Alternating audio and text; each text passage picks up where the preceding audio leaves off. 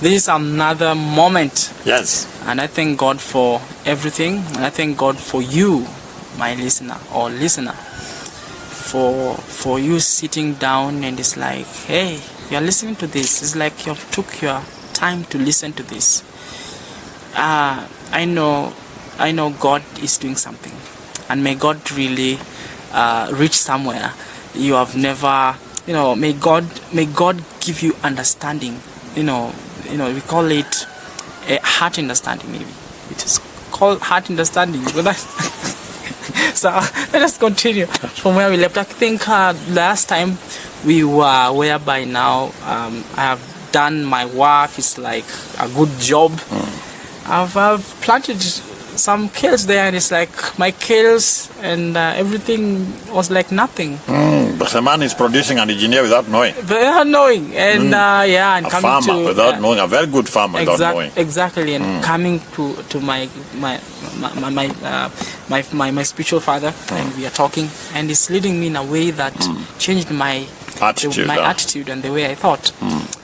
Yeah, he's producing an engineer. He's producing an engineer. Okay, so this time round is like, now I'm planting, I'm doing all of these things, but there's a time now, we were now called to go and take our result slip. To the school? To the school. Okay. Now, the exam have come out, now it's time to go and take the result slip. So I went to school, and I found some teachers there. Okay. And it's like, they were so excited to see me. Wow. They were so excited, and they were telling me, Joel, you have really worked very hard. Congratulations. The big boy with an empty head. Oh my goodness. It's no longer empty. Congratulations. Yes. You have really done it. Especially my Swahili teacher. Even though Swahili... Madam Grace. Not really. At that time, by then, Madam Grace had already retired. Okay. Yeah. But I thank God for her. This time round, I had another Swahili teacher. And she was like, hey, you have done it. You have done your best. And it's like, she was one of the first teachers who really saw me when I started at school. And I started in this school. Who were there in those days when like things were falling down. Yes. It's like she was one of them. And it's the time I've gone to take the results, and I came home. Coming home, and I gave out my results slip to my mom. Okay. My mom was like, just happy. This is my Jubilant. son. Yes. This is my son. You have done it. You have done it. And at this moment, my mom is appreciating, but I also went and took my results slip to my stepdad, my stepfather, and giving him my results. He was like, okay, so which school are you preparing to go? That was a question. That was a question. Which school do you prepare to go? And I was like, I don't know. And I was like, I really don't know. And he told me something that I had to really it's like I was not prepared for it. Okay. But I really had to prepare sooner because it was something that was to come and land on me. So he told me, even if you have got these marks, it's like I can't take you there. Can't take you to school? To the boarding. In fact, my heart was boarding school. It's like I really wanted to go to a boarding school. I really wanted to be far away from the environment, just to go and experience another thing there outside. It's like I wanted just to go outside of this place, and I told him I want to go to a boarding school. And it's like, hey, even if you have got these marks, I will not take you. I can't take you. It's like, and that is the moment I started like, how will I end up in school? And then I went and asked my mom, because I asked my mom a question. At that time, she was not at that place. We were in the sitting room, and she was busy in the kitchen. And I went to my mom and asked my mom, Mom, do you really have faith, or do you really have hope that I'm going to go to a boarding school or to make it? Do you really have hope? And it's like my mom was like, I don't know, my son, but God knows. God knows. But God knows. It's like, that was a good answer. I really don't know. But God knows. But God knows. It's like, I don't know. And I was like, okay, God, you know. And it's like I went to my knees to really pray and ask God, God, you really talk to me about all of these things. Yes. It's like, why is it not like I'm seeing as if it will not happen? It's like it will not take place. It's like I'm seeing there is no hope. Yes. But it's like I cried, I pleaded before God and asking God, God, please give me an answer. Yes. Give me the way forward. It's like, give me the way forward. What else? What else? It's like, I really want to go to school. Yes. And it's like that time God was quiet. No response. God no was talking. silent. It's a silent mode. It's like God was silent. But I was feeling a sense of still God was with me. It's a sense of God is with me. Even when he's silent. Even when he's silent. He's always with us. He's always with us. It's like I'm feeling God is reaching my heart. He's with me. But he's not speaking. God's not speaking. Silent. And still that thing really made me to be disturbed a little bit. So I went to the preacher the next day. Yes. Going to the preacher, and I told him, do you think... I'm asking him the same question that I asked my mom. Is there hope? Is there hope? Is there really hope that I will go to school? It's like, there's no hope. And he told me, no, Joel. No, Joel. There is hope. There is hope. And it's like, he never told me a lot. He never told me a lot, but it reminded me of the prophetic words. It's Prophetic word. Prophetic words. The words that God told me back then, when it's like God was confronting my pride. Those days when I was like proud, and it's like God was seeing that inside me. When God was dealing with that and humbling me. Yes. And he reaching into a point of humility, and it's like God is like seeing me now at this point and again. And I remember those days when he told me, Joel, don't give up. Do you remember the prophetic words? Do you remember the prophetic word? Do you remember those prophetic words? Do you remember? And it's like, it reminds me of Paul talking to Timothy.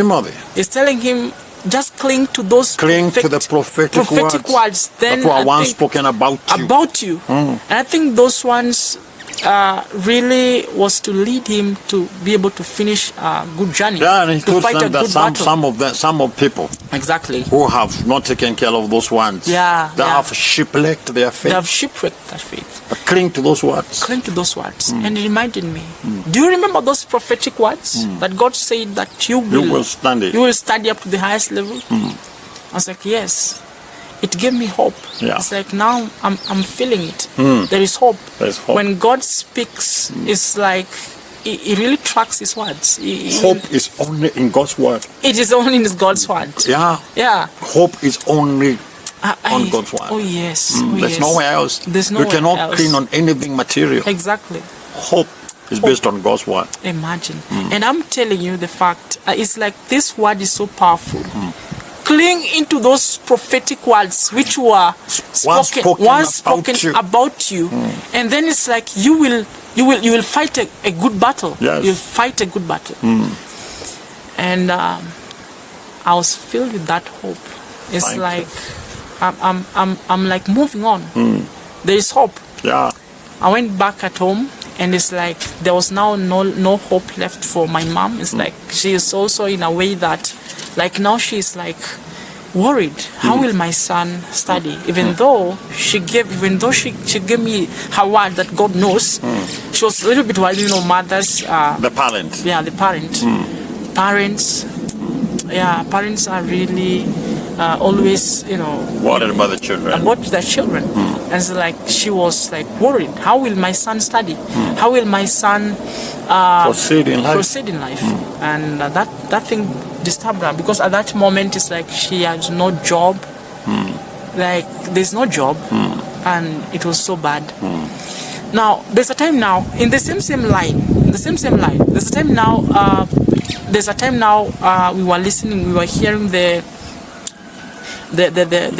news. Yeah, exactly, the news. We were listening to the news, and hearing the news, we found that the schools were it's like there was that administration, there was the people who were supposed to admit. It's like not to admit, but there was a form that we were to fill to receive our school, the school now which you are supposed to go. Admission admission letter. Exactly. Which we were to. It's like there's a number that we were to fulfill in your contact, your index number. You are supposed to fill there, and then you receive your school which you're supposed to go. And listening to the news, we had now to take the number that is there, also follow it with your index number. We send it. Sending it, and it's like there's nothing. There's no result. It's like we have not received. You are not waiting. You are not receiving the letter. Yeah, and it's around. The admission letter was not coming. The admission letter was not coming. It never came. We are supposed to receive that information from the font that we had. It's like you send the code that they're giving there at the news there, and then your index number. And then when you send, they have to respond. Yes. Exactly. They have to respond to be able to get your school, the school that you're supposed to go. Mine never came. Wow. It never came.